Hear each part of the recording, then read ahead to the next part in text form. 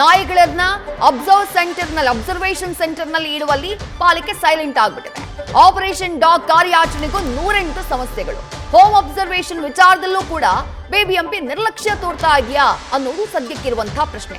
Details ನ ಸತ್ತಾರ್ ನೀಡ್ತಾ ಇದ್ರು. ಸತ್ತಾರ್, ಪರ್ಟಿಕ್ಯುಲರ್ಲಿ ರಾಜ್ಯ ರಾಜಧಾನಿಯನ್ನೇ ನಾವು ಗಮನಿಸುವುದಾದ್ರೆ ಬೆಂಗಳೂರಿನಲ್ಲಿ ನಾಯಿ ದಾಳಿಯ ಪ್ರಕರಣಗಳು ಒಂದಲ್ಲ ಎರಡಲ್ಲ. ರೀಸೆಂಟ್ ಆಗಿ 1-2 ಜನ ಪ್ರಾಣ ಬೇರೆ ಕಳ್ಕೊಂಡ್ಬಿಟ್ರು. ಅಂಥ ಮಾರಣಾಂತಿಕ ದಾಳಿಯನ್ನ ಬೀದಿ ನಾಯಿಗಳು ಮಾಡಿತ್ತು. ಕ್ರಮ ತಗೋಬೇಕಾಗಿತ್ತು. ನೀವು ಹೇಳ್ತಾ ಇದ್ರಿ ಏನು ಕ್ರಮಗಳನ್ನ ತೆಗೆದುಕೊಳ್ಬಹುದು ಅಂತ ಹೇಳಿ. ಆ ಕ್ರಮಗಳು ಪಾಲಿಕೆಯಿಂದ ಯಾಕೆ ಇಂಪ್ಲಿಮೆಂಟ್ ಆಗ್ತಾ ಇಲ್ಲ ಅನ್ನೋದು ಪ್ರಶ್ನೆ. ಸತ್ತಾರ್,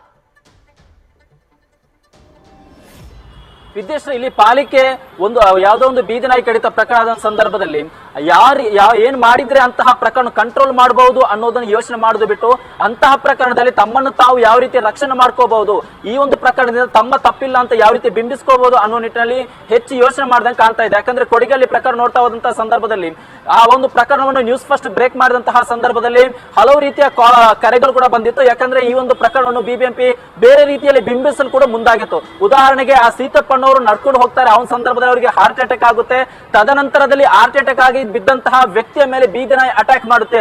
ಇದು ಬಿಬಿಎಂಪಿ ವರ್ಷನ್ ಆಗಿತ್ತು. ಬಟ್ ನಾವು ವಾಸ್ತವ ಚಿತ್ರಣವನ್ನು ರಾಜ್ಯ ಜನತೆ ಮುಂದಿಟ್ಟಂತ ಸಂದರ್ಭದಲ್ಲಿ ಬಿಬಿಎಂಪಿ ಅಧಿಕಾರಿಗಳು ಕೂಡ ತಪ್ಪಿಬಾರದು. ತದನಂತರದಲ್ಲಿ ಲೋಕಾಯುಕ್ತ ಕೂಡ ಈ ಒಂದು ಪ್ರಕರಣಕ್ಕೆ ಎಂಟ್ರಿ ಆಗಿತ್ತು. ಇದು ಜಸ್ಟ್ ಒಂದು ಉದಾಹರಣೆ ಅಷ್ಟೇ. ಈ ರೀತಿಯ ಹಲವು ಪ್ರಕರಣಗಳಿವೆ. ಬೀದಿ ನಾಯಿ ಕಡಿತ ಆದಂತ ಸಂದರ್ಭದಲ್ಲಿ ಯಾಕೆ ಅದು ಈ ರೀತಿಯ ಪ್ರಕರಣ ಪದೇ ಪದೇ ಮರುಕಳಿಸುತ್ತೆ, ಏನು ಮಾಡಿದ್ರೆ ಕಂಟ್ರೋಲ್ ಮಾಡಬಹುದು ಅನ್ನೋ ನಿಟ್ಟಿನಲ್ಲಿ ಬಿಬಿಎಂಪಿ ಯೋಚನೆ ಮಾಡೋದು ಕಡಿಮೆ ಆಗಿದೆ. ಉದಾಹರಣೆಗೆ ಹೋಮ್ ಅಬ್ಸರ್ವೇಷನ್ ಸೆಂಟರ್ ಅಲ್ಲಿ ಇರಿಸಬೇಕಾಗಿತ್ತು. ಪದೇ ಪದೇ ಇದು ದಾಳಿ ಮಾಡುವಂತಹ ನಾಯಿಗಳನ್ನು ಹೋಮ್ ಅಬ್ಸರ್ವೇಷನ್ ಸೆಂಟರ್ ಅಲ್ಲಿ ಇರಿಸಿ ಅಲ್ಲಿ ಅದಕ್ಕೆ ಬೇಕಾದ ವ್ಯವಸ್ಥೆಯನ್ನು ಮಾಡಬೇಕಾಗಿತ್ತು. ಬಿಬಿಎಂಪಿ ಆ ರೀತಿ ಯಾವುದೇ ರೀತಿ ವ್ಯವಸ್ಥೆಯನ್ನು ಮಾಡಿಲ್ಲ. ಉದಾಹರಣೆಗೆ ಕೊಡಗಲ್ಲಿ ಪ್ರಕರಣದಲ್ಲಿ ಇವತ್ತಿಗೂ ಕೂಡ ಯಾವ ನಾಯಿ ಅಟ್ಯಾಕ್ ಮಾಡ್ತಾ ಅನ್ನೋದಕ್ಕೆ ಸಂಬಂಧಪಟ್ಟ ಹಾಗೆ ಬಿಬಿಎಂಪಿ ಸ್ಪಷ್ಟ ಉತ್ತರ ಇಲ್ಲ.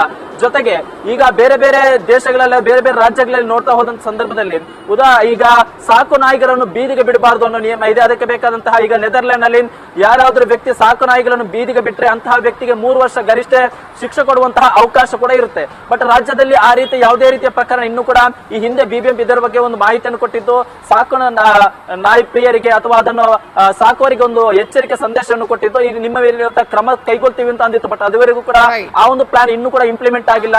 ಹೋಮ್ ಅಬ್ಸರ್ವೇಷನ್ ಸೆಂಟರ್ ಇಲ್ಲ, ಫೀಡಿಂಗ್ ಸೆಂಟರ್ ಇಲ್ಲ. ಫೀಡಿಂಗ್ ಸೆಂಟರ್ ಸೇರಿದಂತೆ ಪ್ರಮುಖ ಮೂಲ ಸೌಕರ್ಯವನ್ನು ಕಲ್ಪಿಸಲು ಬಿಬಿಎಂಪಿ ವಿಫಲವಾಗಿರೋದೇ ಇವತ್ತು ಈ ಸಮಸ್ಯೆ ಕಾರಣ ಆಗ್ತಾ ಇರುವಂತದ್ದು. ವಿದ್ಯಶ್ರೀ, ಥ್ಯಾಂಕ್ ಯು ಸತ್ತಾ ತಮ್ಮೆಲ್ಲ ಡೀಟೇಲ್ಸ್ಗೆ.